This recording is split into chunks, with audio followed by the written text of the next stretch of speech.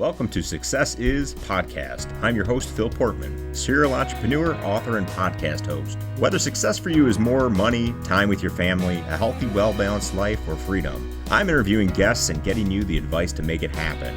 So join me as we uncomplicate the complicated, help you define success, and give you the strategies to make it happen. Hello, and thank you for joining me today on the Success Is Podcast. I'm your host, Phil Portman. Joining me today is David Shamzad. David is a forthcoming author, expert on mental health, and the CEO of SG Real Estate, a regional Bay Area investment, asset management, and brokerage firm. Thank you for joining us today, David. Thank you for having me. So what does success mean to you? Success to me is commitment versus contribution. Okay, I decided, I thought about your question for a couple of days. I said, you know what? I'm just going to tell a quick story that explains exactly what that means. Okay, it's the story of ham and eggs. Okay, so a kid comes downstairs for breakfast with his dad one morning. And, he's sitting there, his dad's drinking coffee, reading the paper, and kid looks down at his plate. And, he said, Dad, we were talking about something in school. And the teacher was trying to explain the difference between commitment and contribution. And, she went on for a while, and I just still don't understand. And Dad said, puts down his paper and his glasses, says, son, look at the plate, tell me what you see. And the kid said, ham and eggs. He said, okay, the chicken made a contribution to your breakfast, but the pig made a commitment. Nice. And I love that story because to me, that's exactly what success is. It's commitment and not contribution. It's putting the entirety of yourself and your willpower and your character into your purpose, whatever it is. And it's all about the work and the journey, not the end result. And to me, that's what it is. And it's never going to be, okay, how much more do I have on my plate than the next guy? It's never going to be, oh, I'm the biggest real estate investor. Because as long as if you think about things that way, there's always somebody that's more successful. And unless you're Warren Buffett, if you think of yourself as I got to be the best investor to be successful, you're going to be a failure every day. So the success is, what can I do today to put forth my best effort to work towards my goal? My goal can be to be the best real estate CEO. That's fine. That's my target. That's my goal. But if that's how I measure success, I got a problem. Yeah, you're always gonna be chasing that. Yeah. Mm-hmm. Yeah. If success is to be the best basketball player ever, Steph Curry and LeBron James must be failures because Michael Jordan's always going to be sitting there. Throw a little controversy in here in the beginning. Yeah. Yeah, he's going to put 50 points on you tonight if you tell him that. Yeah, absolutely. Has your definition of success evolved over time? Yeah, absolutely. I think, and that's a great question because that perspective that I just shared, that I wasn't born with that idea. That took a long time to kind of learn and internalize because it's really easy to get frustrated and it's really easy to feel like you're not successful, right? And I had to learn over time, like, okay, like fall down twice, get up a third time, and it's really easy to get knocked off course if there's that frustration about being a failure. You got to learn over time, like, okay, it's the process of working hard every day towards goals. That's a success. And if you have that attitude, every day can have success in it. But it took me a while to internalize that. And I got, plenty frustrated along the way when I looked at someone else and realized they had more on their plate, Absolutely.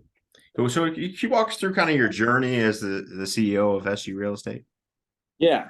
If you don't mind, I'm going to go back to the real beginning, because I think for me to understand like how success came to be for me, it's all about that journey. So I'm going to start. I'm going to start in a white room.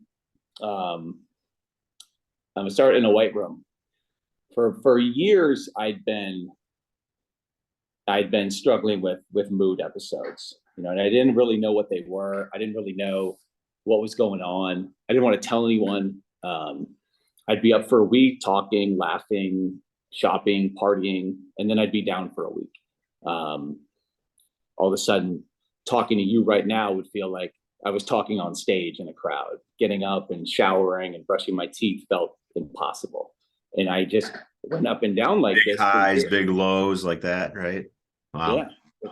And I didn't really understand. I didn't understand what it was. I was in my early 20s, and I don't know. I thought I was going crazy, but I didn't want to talk to anybody about it. And then one morning, it just went on like that. And eventually I hit a wall. One morning I decided, I was in okay shape, but not like a triathlete. And I woke up and I decided, I was so high, I was so euphoric. And I said, okay, I'm going to do a 50-mile bike ride today. And then I'm going to run 13 miles and do a half marathon. And then I'm going to go to the gym. I had this idea that I could do all that, just kind of on a whim. And again, I was in okay shape, but that wasn't something that I did regularly, ever. And I did it. And I was feeling as high as I'd ever felt. And I could not run out of energy. And it was amazing that the sun hitting my skin when I was outdoors just felt magnificent. And then the next morning I woke up as low as I had ever been in any episode of my life. And in the middle of my mind, which was racing and screaming, I had one clear idea, which is that I was certain that, like, the sky is blue, certain that it would hurt far less if I would be dead than to feel the way I was feeling for the rest of my life. And that was it. I went to the woods near my job. At the time, I worked with at-risk youth, and I took out my knife and I held it against my wrist and I pressed down. And I remember thinking, that skin is tougher than I thought it was. It's more like leathery than it is fragile. And I remember pressing harder to draw some blood. And at the moment, someone tackled me. It was the counselor that worked on site. And I remember him on top of me, and then everything goes black. And the next thing I remember, I woke up in a white room, and I'd been committed involuntarily to a psychiatric hospital. And then guess what? I was not anywhere near rock bottom. I left about 2 weeks later, and I was medicated. They diagnosed me as bipolar. I told no one. I wanted to bury it, take my morning pills, and just pretend it would sort of never crop up again, as if it was chickenpox or something. And I spent the next 10 years covering it up, self-medicating to the point of becoming an alcoholic. Drank every night, either to go to sleep, if it was a Tuesday, or to black out entirely, if it was a Friday. And the more I drank, the more I needed to drink. But bipolar and alcohol and all these meds, they do not mix. I had mood stabilizers, antidepressants, and antipsychotics in me. And the result was I was angry, violent, drunk, and a total free fall. I went to jail a few times and got into brawls in my cell, went to the hospital, and I was done. I was ready to disappear. And then one morning, I woke up, I was covered in blood, and I had no idea how or what or when or why. I didn't know how I got home until I went looking for my car, and I found out that I'd driven home. And, definitely not the first time I'd done that, right? But it was the first time where I was completely unable to remember anything, not a sight or sound or the faintest clue. And then I found blood on the car and on the door and on the inside. And I was like, I hope it's mine. I was terrified I'd hurt someone. And I had, and I scoured the internet for like a hit and run or something to make sure. But I knew in that moment, like I was dead. It was either going to happen in some instant or it was going to happen over time, but not that much time. And that was the only outcome of the path I was on. And I checked myself into a chemical dependency recovery program and at the hospital near me. And I worked with a counselor over a few days who was incredible. And I think of her now as like an angel that appeared in my life. And she convinced me that I had to stop for a month. So 30 days. And it's a matter of your survival. And so that morning I emailed, after I spoke with her, I emailed everybody I knew. I said, I need your help. I need to stay away from it for a month, and I need you to support me, and I need you to go to the movies with me or take a walk with me or anything you can to help me. And the support I got was incredible. These are the people that were left. And was that tough to do, to send that email out? I can only imagine. Pressing send on that email, when you write an email you're not sure about, you got to press send. It's a little dicey. This was the hardest time I'd ever click send. Just hurry up, tap it. Before you change it. Yeah, stare at it for an hour and then and this was before you could undo. It was really it was final. And but I'm glad I did. I knew, because it's like I felt like I could let myself down, but am I going to let down all these people? And days went by, and a month went by, and then another, and then 6 months went by, and life had changed, and it changed fast. Friends, family, work, it all took off.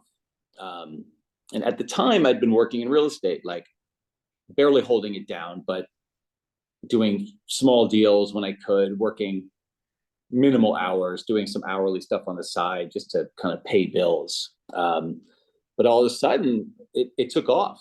And it turned out I was pretty good.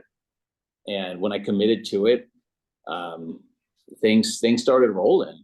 And after a year or two, I was sober, I was healthy, I was starting to be really successful in real estate.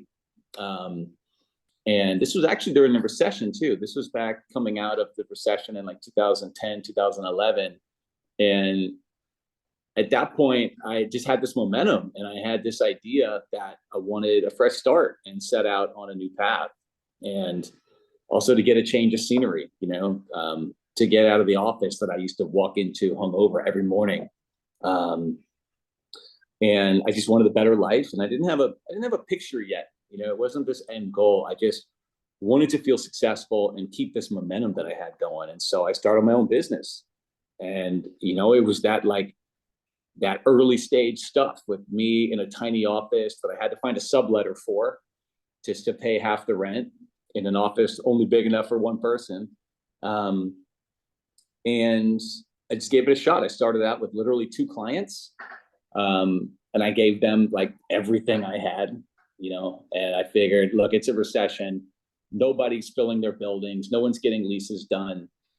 I'm going to be the guy that scraps and claws way harder, right? Because guess what? You're my only client. So I'm gonna get after it.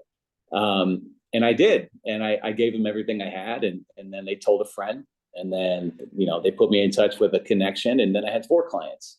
And then the market started to pick up, and I started to get a little bit of traction and reputation. And then I had 8 clients that I was doing deals for, acting as their broker, their asset manager, everything I could, right? And things took off. My plan was sink or swim. If this business doesn't work, I'll apply to grad school or something. I don't know. But it took off.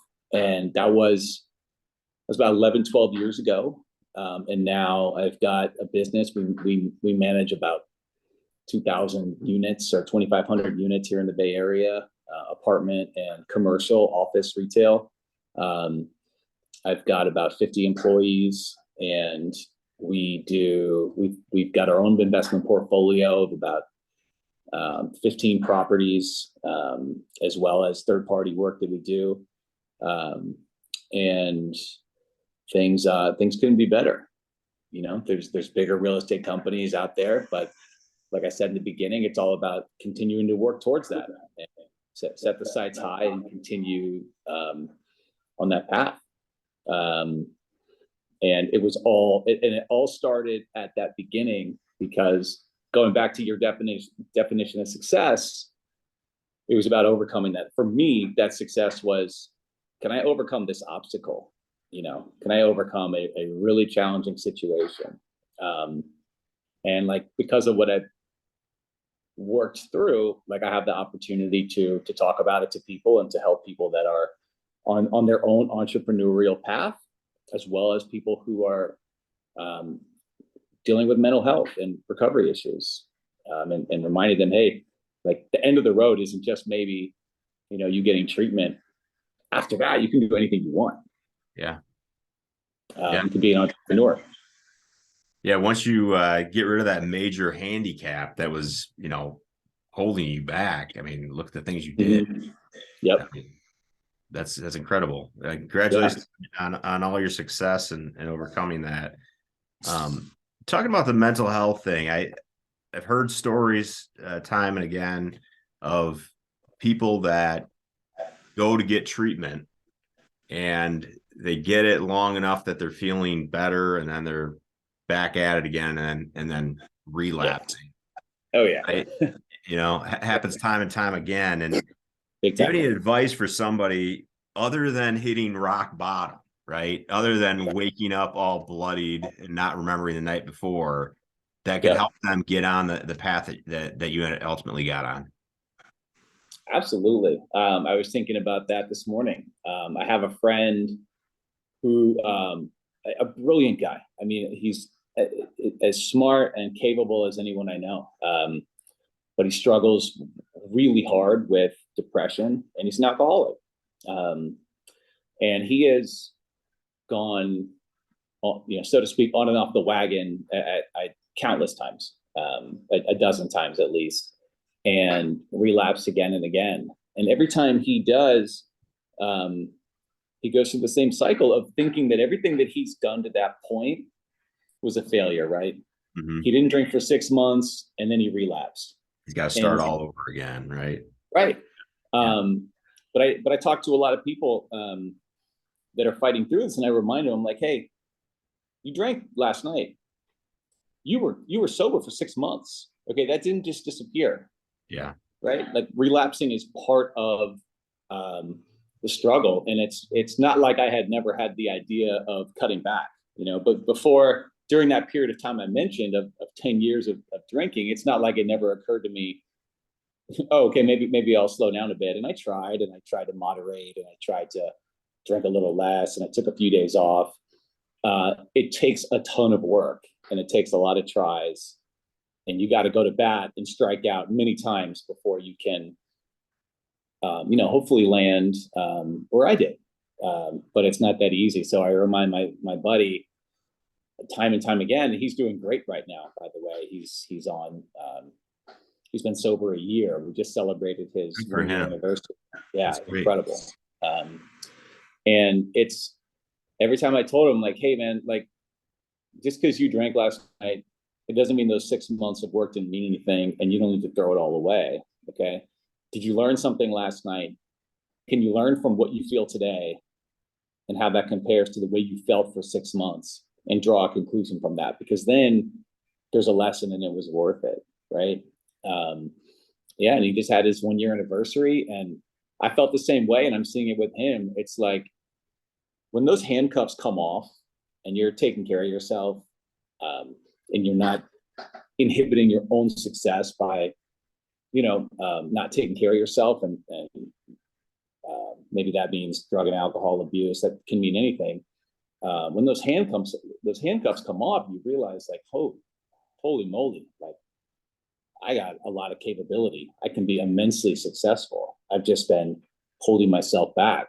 And it's like starting to see and feel that success can become the new addiction in a way. I'm like, this is fun. Like, oh wow, I can see what I can produce now that I've got, I'm not carrying around this weight anymore. And that's really I haven't had a drink in 11 years. And what's kept me on that track is like finding success every day in other places. And that keeps my momentum moving forward. Hmm. So do you remember having a distinct identity change, or did that come with a change in your environment where you went from who you were before to who you are now? Um, it's a great question. Yeah, I mean, there was a moment when I stopped drinking, right? There was a moment where I made a decision, but it's not like that next day I was, oh, I'm going to be an entrepreneur and I'm gonna be the CEO of a pretty, sizable regional player in this industry. No, it was just work every day. It was an idea and like working towards it every day. One foot in front of the other type. Yeah. Totally. And like literally one day at a time. Because I think going back to like success versus failure, if you put that in front of yourself as like, okay, I need to be this person, that can be really frustrating because it's not that easy. It's not that perfunctory to just snap your fingers. It's one foot in front of the other, working towards a goal for a year, for 10 years, whatever it might be. And whatever that goal is too. It doesn't have to be money. It doesn't have to be industry. If your goal is to be, the best anything, as long as you're working hard towards it. If you want it, you're a chef, you're a painter, you're an artist, you're an entrepreneur, whatever. As long as you're putting work in every day and going on your journey, that is success. Absolutely. I love that. In your real estate career and your investment career, did you ever have a mentor, somebody that advised you along the way?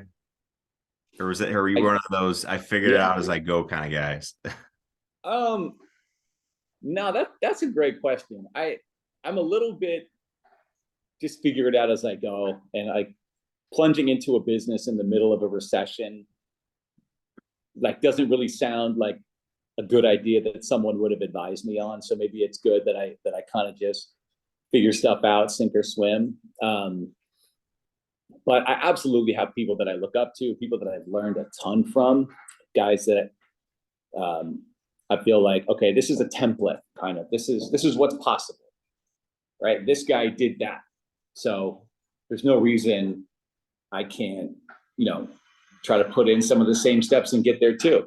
I was talking to someone the other day, and this is someone that I've kind of looked up to and thought that I've learned a lot from, because he's been a business partner, he's been a client, he's kind of helped me be successful, but he's also a peer. He's like my age, and someone that I try to emulate in a lot of ways as far as his business acumen. And we're talking the other day, and I feel like, man, over the years I've really come close to this guy, and we're kind of on par with each other as far as some of the accomplishments we had. And he's telling me about his latest deal, which was a $65 million acquisition. And I was like, I looked down at my feet for a second, and I was just like, man, I suck. Our biggest deal, I was like, shit, biggest deal I've done is about half that size, and we're the same age. And I'm like, damn, am I half as successful, or am I 2x a failure? And I started going into that thought pattern we talked about before, where that thought sinks in, and all of a sudden you're questioning like everything you've done. And that's okay. That's normal and human. And then at that moment, I just caught myself, and I said, you know what? I'm gonna give myself another minute of staring at my feet like a sad dog, and then I'm gonna, instead of thinking one more moment about it, I switch my thinking to, I'm so lucky to know this guy, because he's showing me what might be possible, and whether I do a $65 million deal or do whatever it is that I end up wanting to do, he's a good example, right? And all I got to do is, what can I do tomorrow to just keep my trajectory up, and how can I use his success as like a good idea? There's always someone that has done more, and you can either use them and as an inspiration and someone to learn from, or you can kind of get down on yourself and say, you know what, like I could never do what that person's done. So he's a great motivator because he's open and sharing how he's been successful. And he's always right there in front of me and I'm nipping at his heels. Yeah. No, that's a great story. And I get what you're saying. I mean, it's tough. The competition part is tough, right? Because if you're successful in business, you're a competitor at times, right? And you're looking at them and you certainly want to be happy for them, but you're like, still, all right, I'm going to get there. I'm going to get there. But I like what you're talking about with just the one step in front of the other, we talk in the tech business around, you ever look at Apple, and Apple always compares itself to the previous version of itself. It's never comparing itself to, the Android phones or whatever. Right. And we want to be more like Apple, where we're always comparing ourselves to the previous version of ourselves. And that's kind of the attitude that I try to take on as well. And it aligns with what you're talking about, with just putting the step in front of each other and moving on. So, yeah, I love that.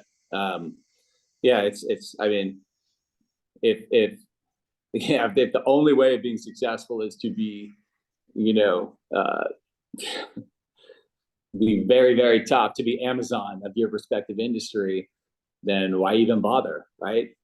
But instead you say, you know what, like what's my goal for tomorrow? And how do I compare with where I was a year ago? And was there growth? And if there was, great, keep on. And if there wasn't, what can I learn from to make a change to see the success I want to see?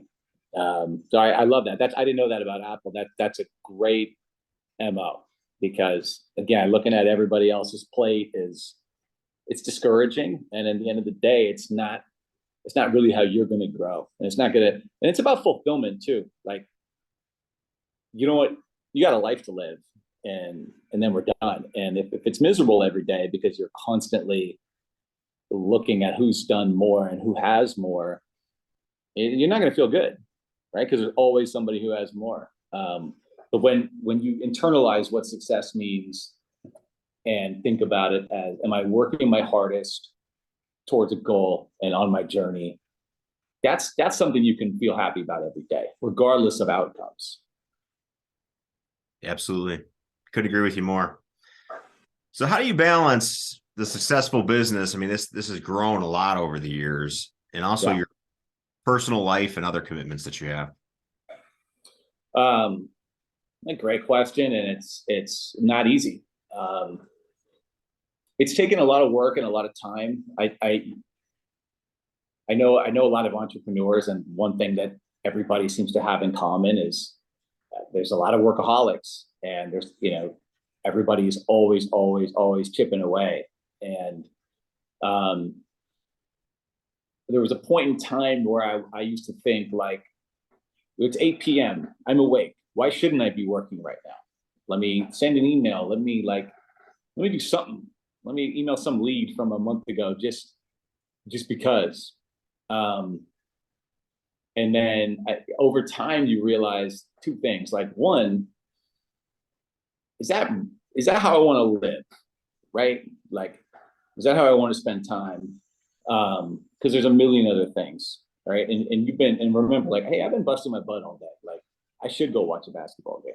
Okay, I'm not going to miss the Warriors game tonight, even though it's an early start. I'm definitely watching that game. And then the other thing I realized too is sometimes we fool ourselves into thinking that working harder is smarter, right? So I'm like, okay, work. Sometimes you're doing busy work just to kind of fulfill an impulse that you have, as opposed to stepping back and thinking, okay, what are the things that I'm going to do today to further my agenda and my business? And that's what I'm going to do today. And then after that, I'm going to watch a basketball game, right? And if you don't give yourself that space, like, you're going to burn yourself out. And that's one thing, right? And the other thing is you're just going to, like, miss the forest for the trees a lot, because you're just thinking, like, busy myself. But, like, really successful people that have hit some of these big goals, a lot of the ways that they did that is stepping back, especially on the executive level. If you're the business owner, if you're an executive, is stepping back and really making big moves, thinking about big picture things, setting goals, not just like doing stuff that you could delegate, right? Or get help, with from a VA. So that transition takes time because you want to feel busy all the time. Absolutely, because you started your success in your career off by working harder, like you described in the beginning, than anyone else. You had 2 clients, right. That's it. I'm going to work harder than anyone else. But then you reach that point where your efforts or your work are not exchanged for money. And you being caught in the weeds, like what you described, actually becomes a detriment to your business. Right. And I've been in that same situation, and I realized that if I am too busy and I'm not thinking about my business and I'm not pulling away, then my only good ideas are coming when I'm standing under the shower, right? Because that's the only time that my brain is not focused on a problem or something like that. And so, I agree with you. You reach a point in your career where you have to be the thinker. Can't be stuck in the operations of it. Yeah, there's about 2 phrases come to mind. One is, it's trite, but it's a good one. Work on your business, not in your business, right? Just work on the growth of the business, work on the growth of yourself as an executive. Don't catch yourself working in the business, right? And then the other one I like to think of, there's a real estate term, highest and best use. And it usually refers to land or a building, right? What's the highest and best use of this land? If it's in the middle of an urban core area and high density place where people want to live and work, is a one story, industrial building the highest and best use? No.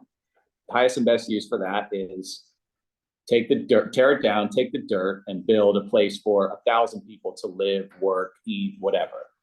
And I think about that for myself too. And I apply that same thing to myself and my time. That's great. What is the highest and best use of my time? And when I catch myself doing things that I could teach someone else to do, then I'm like, wait, this isn't the highest and best use of my time. I can teach someone to do this. I could pay someone to do this. I can help them grow.